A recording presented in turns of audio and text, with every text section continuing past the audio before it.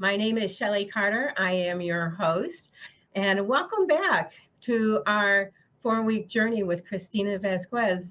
Christina, thank you for joining us again. Oh, you're welcome. This has been really fun for me. Thank you. Good. We are continuing our 4-part series of the Uncherished Wife, Recovery from an Emotionally Absent Man. And our next section, we're focusing on a reality check. And when we start today, there's a section in the book that really spoke to my heart in this segment, which says, the lie I had to keep on telling myself to make believe I was okay with things. Ugh. But these words are emotionally dishonest, pierced me. So part of why that spoke to me is, when you look over your life, or I look over my life and the different relationships I've been in. Actually, it doesn't matter if it's men or women, and looking at when do you can keep the relationship going and when do you end the relationship or put it on pause. And it's really getting down to the truth of how you feel and being honest with yourself. So I'd like to take off from that point. Christina? I actually love that, Shellie. I'm so glad. It's a phrase, the lies we have to keep telling ourselves so that we can keep moving in a direction that we know is contradictory to our heart, but the fear becomes insurmountable. So the way I look at it is, and a lot of my clients will fight me on this. They'll say, but you don't understand. I don't have a choice. If I'm honest with myself, then I'll have to do this or this. And what they're saying is, I don't like either of those choices. What happens is, whether we do it consciously or unconsciously, we sometimes back ourselves into a corner where there are really no easy choices. So to me, this process is about going with the true inner voice, not necessarily the easier path. In my So opinion, so Christina, how has that shown up in your life? Is there something you okay, can share with us? okay. Yes, I absolutely. So in writing this book, the whole reason I wrote it, and I'm glad you also asked this book was designed to speak to one woman. And when you speak to one woman, you're probably speaking to hundreds, maybe thousands of women. Right. And I was sharing that here I was living this life that on the outside, anybody would say, why aren't you happy? Why aren't you happy? You have beautiful children, you have a beautiful home, you're everything on the outside. The marriage on the outside looked okay, everything was just kind of floating. But it came to a point where this dissonance within myself was getting painful. It's like my head's going, what's wrong with you? Why aren't you happy? And then you begin to question yourself. Can I even trust myself anymore? And it gets grueling. And being a very spiritual person, I have been my whole life, I always sought God and help me find truth, help me see truth. Well, again, in the book, as I talk about, I was raised in a very Catholic and then went into a very Christian background where also it was, well, there must be something wrong with me because on the outside, what do I have to complain about? But I'm a very emotional, deep person. I connect deeply with people I trust. And that connection was not there, no matter how hard I tried. And I had to be honest with myself after a lot of soul searching, probably more than the average person does. So I can these women when they're paralyzed is okay. I emotionally, I feel this relationship, I'm dead, completely dead. Now, for some people, they'd be happy to stay there. And I respect that. But for me, it was not an option. I've always been on a growth trajectory, a purpose trajectory. And as we can feel it in our body, it was heavy, heavy every day, heavy, heavy, even though cerebrally, I could find 1,000,001 things that I could be happy about. And I was, but not on that purpose level, that soul level, that person that helps you along that path of becoming not only authentic to yourself, but supporting you in that purpose that you feel called to in life. And that takes a special partner, in my opinion. But everybody's got different paths. And I'm speaking to the women who resonate with this right now. So the dishonest, the thing that you were, so there's what you tell yourself in the area you were dishonest was what? Okay, which beautiful segue, sorry, Shellie. I think I'll read this part right now. Okay. And what page of the book are you reading from? Page 36, the second paragraph. Okay. And this is for those of you who are following along with us in the book, okay? Yes. What I'm going to go into with this is how I describe a version of codependency. You know, most of us know codependency as the enabler and the addict, you know, so forth. In my training with the Wellness Institute, which I'm so grateful for, they have such a broad, expansive view of many things. And codependency was the one that really stood out to me because it is emotional dishonesty, which means you're saying, somebody's saying, oh, so this is okay with you? Are you good with this? And you're going, yeah. And on the inside, you're like, hell no, this is not okay with me. But if I don't agree, I'm either going to lose the person or cause conflict, which are both two things that most human beings are very afraid of. And it becomes a fight to be true to yourself. And that's where I ended up. It was a fight to be true to me, regardless of the cost. Again, tall order, not for everybody, but for those who feel called, this is where I love to lead them and know that they can make it through. Yeah. So the passages, you see, codependency is also an addiction. Yep, an addiction to putting others' needs and desires before your own. Clearly, there is nothing wrong with putting others before yourself at times. That is being a loving or kind person by choice, but with no resentment in your heart. Healthy. But when it becomes so chronic that you start to lose yourself in the process and get so far from alignment of who you once were, that to me is very concerning. Why? Because there is no way you will ever feel whole, much less fulfill your life's true purpose. Yeah. So I guess I'll kind of touch on codependency as an addiction. And, you know, we've heard this before and many. Because I was just going to say, how would codependency equal an addiction? So I'm glad you're actually going to talk on that. Okay.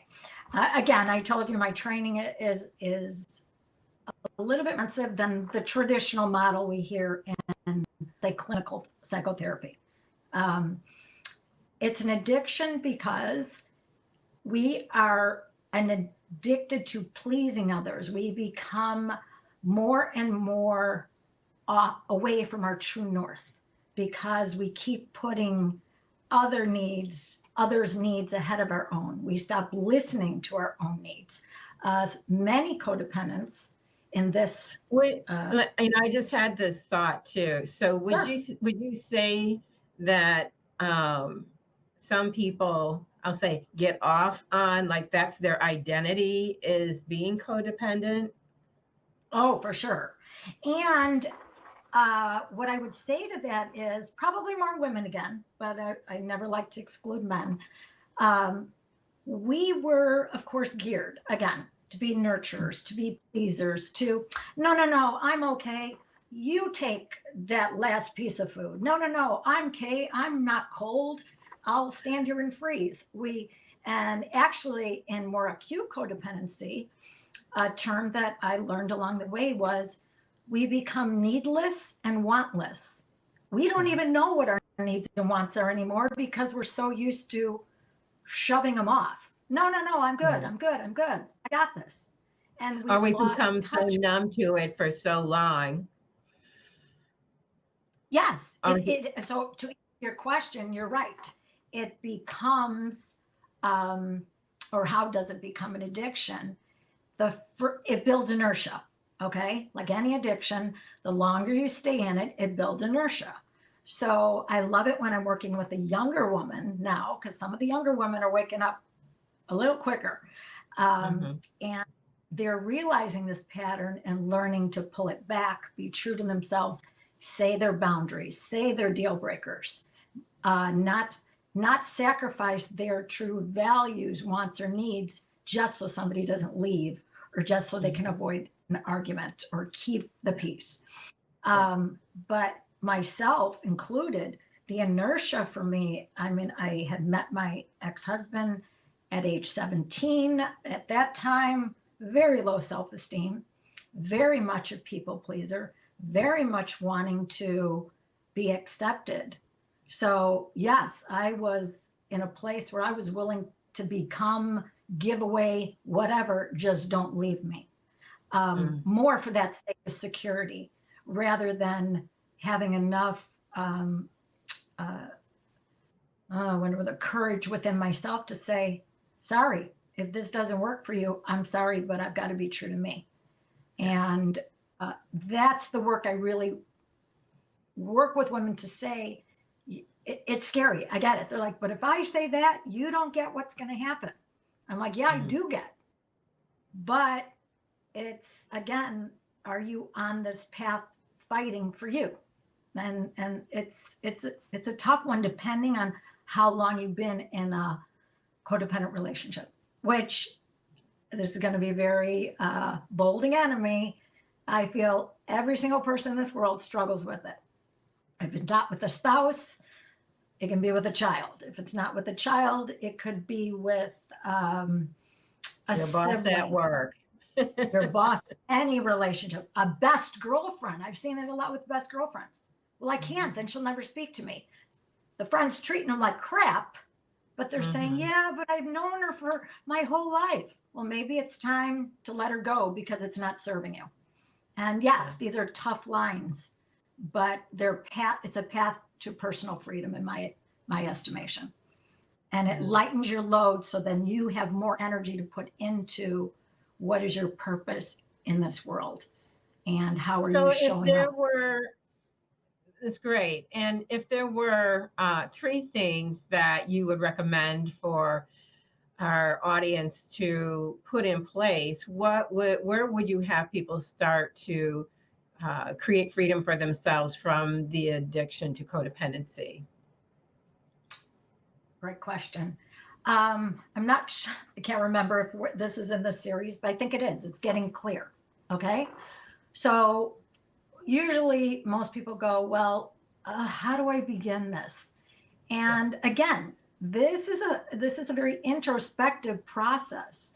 If we have all this noise and all the voices in our head of, but my mother said I should be, and society says I should be, and culture says, learning to sit with yourself literally and taking a statement and saying, is this really true for me? So the point, I guess I'm going to back up just a second. One of the things I tell them to do is if you don't know what you do want, I think it's easier to clear out what you don't want and what isn't okay for you. So yeah, maybe I will help them through this process. We start writing down things. What's really not okay with you, and no way, shape, or form. I just had a woman say something the other day in regards to the sexual behavior in their relationship. And she's like, in no way, shape, or form is this ever going to be me. I'm like, then you need to tell him, because that's really gonna, I've seen women give themselves away in things that were even against their morals because they were so afraid of causing that conflict or distance or rejection.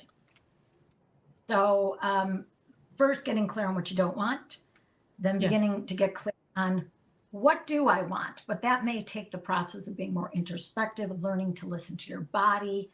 How would I say, putting it in black and white. Okay. And then the toughest part is, I think, is acting on it. Here we Yeah. go. Yeah. Putting things into action, taking that Action, first step. And what I would say to that is I've become a much more outspoken person in this stage of my life, but anybody who knew me in my 20s, confrontation made me shake in my shoes, basically go into panic, to actually say, this is not okay with me, or I don't like this, or hell no, I'm not doing that. I would rather just go with the program than have to face that confrontation and probably a rejection or criticism. It becomes a point where you do it anyway, even if you're afraid, even if you're shaking in your shoes. And they say, but I'll start crying, I'll start quivering. That's okay. You're beginning a process. It's going to be uncomfortable. And maybe start with people who are on the more outskirts of your life. I call this kind of practice. This is also why I do the group. I start with, in group, you can practice a little bit with little less threatening relationships, if that makes sense. Yeah. You're not risking losing a spouse or a parent or a child or something. And the more we do something, just like anything else, the easier it becomes. We practice it until it integrates into the new version of us. It's kind of like going to the gym, because when you go to the gym, you don't start with 150 pounds to start pressing. Like me, you may start with 1 pound. Exactly. And then over time, as you get strong, as you get stronger, then you take on a heavier weight. So yeah, I get that. And you know what, Shellie, like what you just said about the body, this is also the body, because these are neurological pathways that we've been thinking through behaving on. And first it starts with a thought. So being conscious, okay, I'm feeling something. And then the more we practice it, our brain gets more comfortable with it and doesn't go on the fritz when we're trying to practice a new behavior. And so we begin biologically, we begin to change as well in these patterns. Like now, speaking up for me, I'm not going to say it's always easy depending on the person, but when it comes down to, am I going to throw myself under the bus or be afraid of confrontation? I'm going to choose me. And obviously I did that. And I think one of the things, and the clients that come in to see me, they're like, oh my God, if I start making these changes, how am I even going to function? And so I think what would be good to talk about is, what are some of the things that people may experience as they start shifting those neural pathways? And like, will they possibly have more vivid dreams, or losing sleep at night, or maybe sleeping better at night, or feeling more irritated, or crying, or just feeling more at peace? What have you noticed with your clients that you have worked with? It's a twofold. There's definitely a anxiety that can go with it, because I was trying to think of more body mind example. But anytime we're doing a new behavior, let's say riding a bike, where it's still a little wobbly, it's still uncomfortable, we're still a little afraid, or driving a car.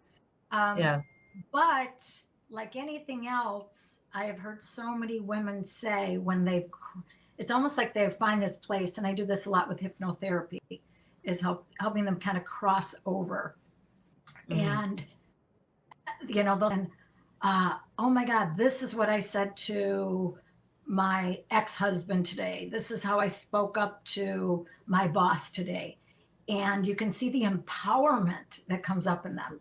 And the phrase I love is when they say, I commit never to going back to the other person. So you know that they've really decided to commit to the path regardless of the discomfort. As far as dreams, I would say that a lot of fears when you're sitting quiet, and I could go into a theory now, I don't know if you want me to, called the terror barrier, because fear is what? False evidence appearing real. Okay. Right. So it's learning to push through that fear, especially if you're on a spiritual path. And, you know, I stress that a lot. Everything in your body is screaming, this is wrong. I need to go this way, but I'm terrified. That pressing on and keep making steps forward once you become clear on what you want or the path to go. With that said, I do think professionals is helpful, as well as the support of healthy individuals. We want people who are going to tell us the truth. You know, we don't want people who go, yeah, you know what I mean? We get our little posse going, and then that's not what I'm talking about. I'm talking about people who will speak the truth and love to you and help sound back to you a little bit of what they're hearing, and then empowering you to say, yeah, step forward. You sound very clear. That helped me when people would say, no, you sound very clear on this. And I'd be like, good, Yeah. I thought I was. And that helped a lot. I love the part where it says the beauty about humans, that's on page 57, is we have free will.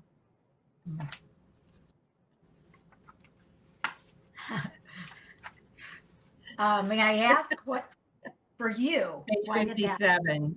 Yeah, Yes. it's in, yeah. Should I read that now, Shellie? Yeah, absolutely. Okay, yeah, let's, again, free will is choices. This is another challenge I get all the time. But you don't understand. I don't have a choice. And I will say, we always, that is free will. We always have a choice. We don't always like our choices. It's kind of like when we were kids. Eat your peas or your carrots. I don't like either one. Oh, well. That's what I'm saying. And the longer we've been in a codependent pattern, way of living, whatever you want to call it, behavior, the harder that choice is going to feel, because it's become so comfortable to the brain, even if it's painful, that it feels like there's no choice. But we always have a choice. And I think you know this, Shellie, too, is, you know, well, they made me so angry, I had to do that. No, you didn't. You chose to do it. Right. And that was it may have been an automatic response based on life patterns, but yeah, you chose it. And I like the part too, because sometimes it's like, who the heck just took over my brain? And you reference a portion of your book to reptilian brains, and that way of thinking. It's like, wait a minute, the aliens or the reptiles came in, and that's why I responded that way, or that's why I feel that way. What reptilian brain is also in my hypnotherapy training, I've learned that is our subconscious, or our trigger. Okay, so if we are not aware of our triggers, something goes right back to the point of, we'll say, the wound, the trauma. Mm-hmm. Does that make sense? So we go right back there, and there's cues where I'm working with a client where I can tell they've gone back when you use words like always and never, you know, and there seems to be a distortion or exaggeration.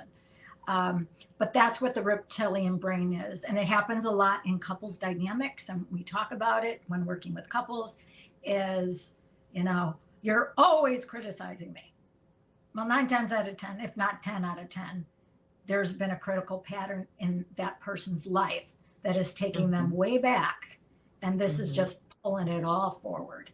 So that's the reptilian brain I was referring to. And yes, it shows up a lot.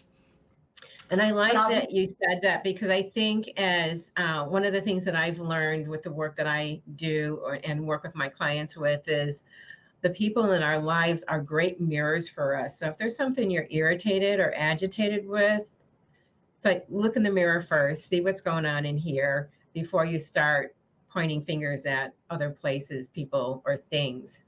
Because usually it's us needing to do a little deeper work or looking at ourselves and being on it. That's the honesty part too, is wait a minute. Honesty part, Okay, I get right? that irritates me and they have an issue, but I have one too. Exactly. I know I'm going to get to this, but I have to just comment on that. This is the difference to me between someone saying, yeah, I need to change that. And I am committed to transformation.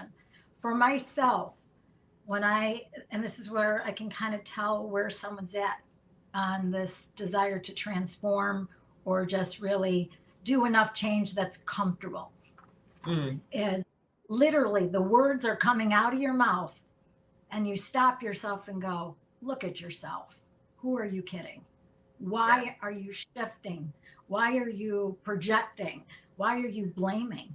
At the end of the day, and again, my ladies don't like to hear this, is it always comes back to us. And there's that piece of that free will. We have a choice. It always comes back to us. We're responsible for our triggers, not them. Yeah. So, like I said, I'm not going to lie. It's not an easy path, but it is a path to personal freedom and to creating a life that is in alignment for you. Yeah. Well, Christina, thank you for being on Shellie Live today. What words would you like to leave our audience with today? What words? May I just peek at something real quick here? And then while she's working on that, our next segment that we're going to cover for next week is a new face for marriage. So come back and join us for next week. Christina, you ready?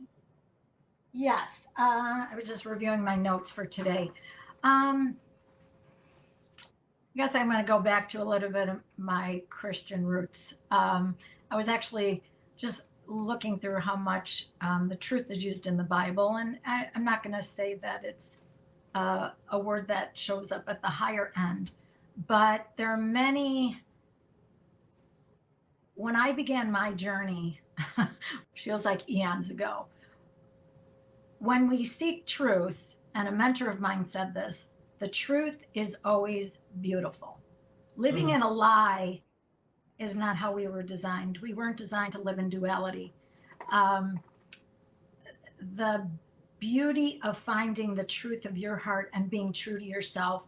And again, don't get me wrong, there's the balance, love of others, but not at the cost of throwing ourselves under the bus or betraying ourselves. So I guess what I want to say is I encourage people, as difficult as it can be to face truth, the rewards on a spiritual level are way insurmountable.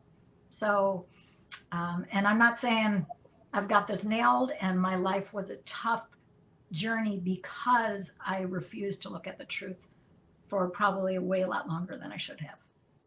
Yeah. But I want to help women a little bit. Yeah. Well, thank you, Christina, for your words of encouragement. And thank you, everyone, for joining us today at Shellie Live. If you have questions you'd like us to address on our next program, please instant message them or email them to us. You'll find where to do that at the end of the program. And we look forward to seeing you next week, same time, same station. Have a beautiful day.